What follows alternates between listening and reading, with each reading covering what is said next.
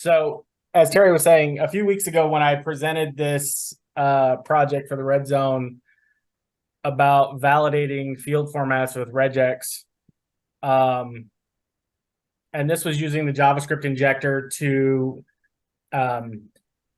show or hide a banner, an error message when somebody entered a value that didn't fit with a format.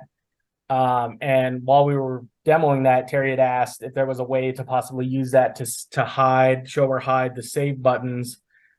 So let me go to that. And then when I had a chance, I thought about like, yeah, maybe I should check that out, see if I can do it. So here's the project. And if I just type in test and tab out, this was the original project. The banner would pop up, but now I added code that would hide completely the save buttons here and here. And even if you hit enter on your keyboard, it doesn't, REDCap doesn't automatically save the record. So now if I go back and put in a number that fits the format, then it gives me the option to save it. So the first thing I did was had to locate the elements that I wanted to target with my code. And that's how I kind of start everything, is to see how REDCap has designed the page. So let me do this. And then when I hit inspect, let me bring my inspector in here. You can see here that there's, I just want all the buttons. And the nice thing is that REDCap wraps these buttons in a div container with an ID of _ submit buttons _ dash div. And so the nice thing about that is I don't have to target the buttons individually. I can just grab that entire div and then change the display value. So here you can see display as block. That means that it just has, it's displaying, but it's also displaying with block properties, meaning it's block sizing and not, trying to remember the other one. There's it inline. So inline means that it kind of, anything after it will kind of go next to it, as opposed to block, which pushes anything after it downward. And so if I change this block to none, that goes away. And that's really how this code is going to work. Is what I'm going to do is I'm going to change that display value to none. And then the same thing here, I had to get the IDs here because this one is a different div group. And luckily REDCap puts those in its own container. And you can see here that it has an ID of form save tip. And so what I did was I just grabbed both of those and added code, CSS or JavaScript or jQuery code, to add or remove a CSS property. And CSS is what you use to style websites. So here's the code that I created. And it's just these two lines in each one of these blocks to show or hide. So for here, it's the same code that if it fails the regex test and it displays the banner, then I also want to hide the save and exit buttons. And so what I'm doing is I'm grabbing each one of those divs, and then I'm just applying a display class of none or display value of none for both of them. And then if it passes, then I just want to change that back to block. And so that's really all it is I just pop this code into the JavaScript module, and it worked just fine.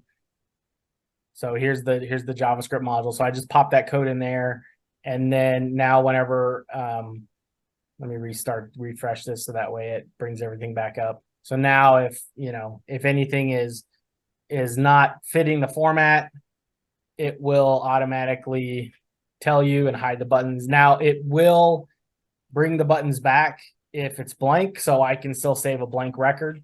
That would probably take some more validation.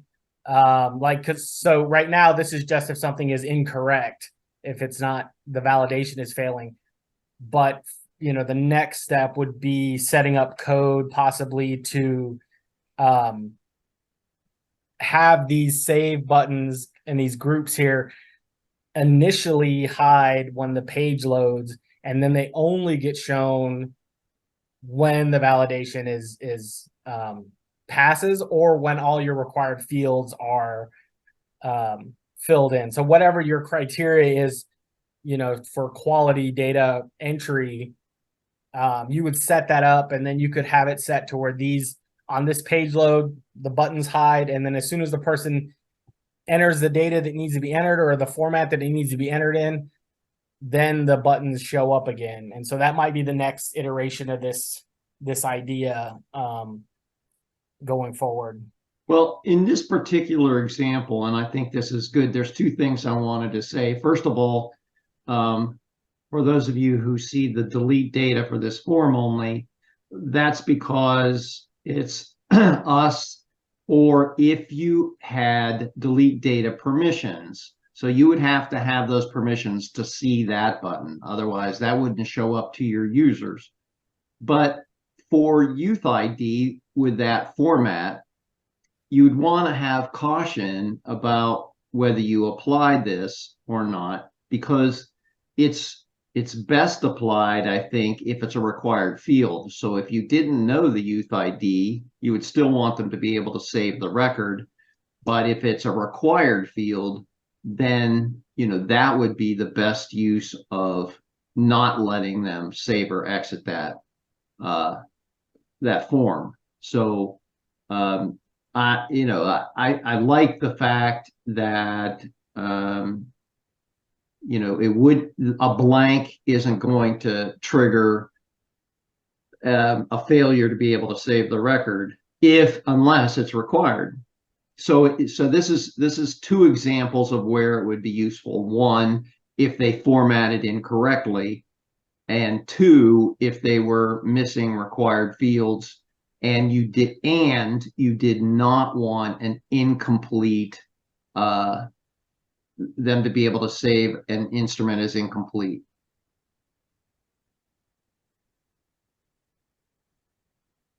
Yeah, and then we would have to be careful too, hiding the buttons with incomplete records that are required too, because REDCap already has a built-in function that if you miss a required field and you hit save, it'll pop up and tell you, hey, this field is missed, these fields are missing and they're required. And if we hide the button, there's really no warning to the user. Like, they may just be like, I don't know why I can't save this, there's no save buttons. And so they would have to do a little bit more digging to be like, oh, I missed a field. So you have to tread carefully on how you want to implement something like that, because if you circumvent REDCap's warning system, then you would have to probably put something in that would replace that or trigger it somehow. Like, you could have it, because like right now this code fires when I tab out of this field. So you can see here in this, it's on focus out. You could, it takes a lot more coding, but you could create a function for each one. Every time you focus out of a field, it's going to run the validation for that. So if there's, if I have 10 fields and as soon as I tab out of one, if it's blank and it's required, it's going to pop up a banner that says, hey, this is required, or hey, and so similar to what you see on websites whenever you're entering your information or things like that, and then there's required fields, it's automatically giving you feedback in real time, as opposed to REDCap would wait until you entered or didn't enter anything, and then you would hit save, and then it would say, oh yeah, by the way, these are all empty. There's some websites that do that, where it'll tell you like, hey, go back and fill back these fields that are marked in red or something like that. So you could do it different ways. If you had it in real time, it would require a lot more programming on your part, which then of course requires a lot more testing and debugging. And then if anything changes, and depending on how big your project is, you could be writing yourself into a corner, and you spend all day just keeping your code updated to get around REDCap's thing. What about a survey?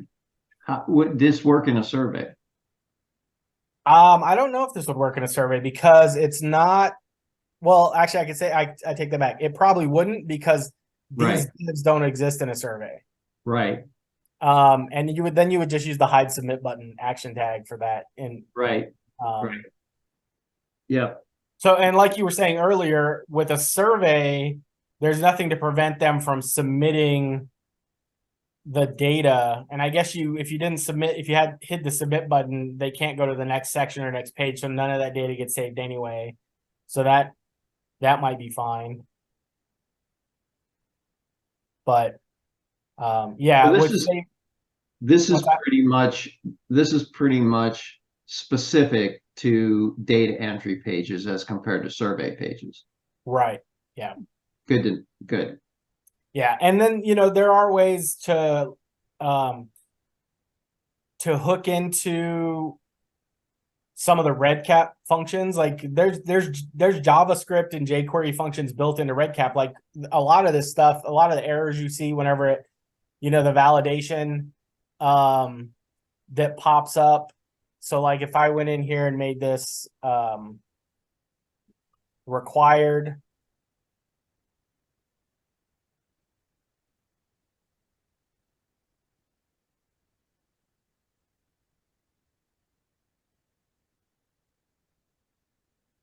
this message box that pops up gets triggered by some JavaScript function, and you can go through and you can go into the code in the dev tools here. It doesn't display on here all the time, but usually there's like a group that says like script or something like that. But sometimes in like sources, you can go into the REDCap, the PHP, and look and see where the scripts are. Because I was trying to do originally when I was messing with this, it was either this one. Oh, it was the other one. It was the project that was assigning JavaScript or values using JavaScript. So this one here.